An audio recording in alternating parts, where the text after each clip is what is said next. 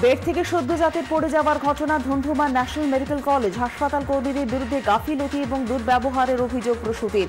প্রতিবাদে হাসপাতাল চত্বরে বিক্ষোভ ফিরোজা বিবির পরিবারের, সামিল অন্যান্য রোগীর আত্মীয়রাও। কর্তব্যরত চিকিৎসকের সঙ্গে ধস্তাধস্তি, পুলিশ পরিস্থিতি নিয়ন্ত্রণে আনে।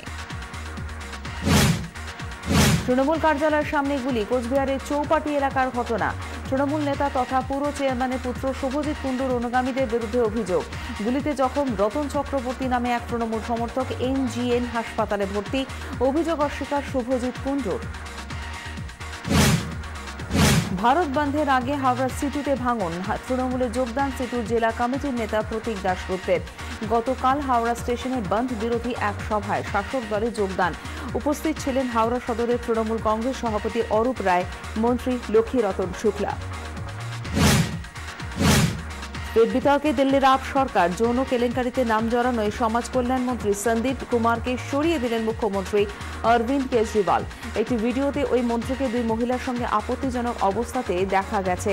ঘটনার প্রতিবাদে আজ দিল্লির মুখ্যমন্ত্রীর বাড়ির সামনে বিক্ষোভ দেখাবে বিজেপি। রাষ্ট্রীয় বাজেটে গড়মিলের অভিযোগ, ব্রাজিলের প্রেসিডেন্ট পদ থেকে সরানো হল ডিলমা রুসেফকে। সেনেটের 81 জন সদস্যদের মধ্যে 61 জন ইমপ্লিমেন্টের পক্ষে ভোট দিয়েছেন। নতুন প্রেসিডেন্ট হলেন মাইকেল টেমর।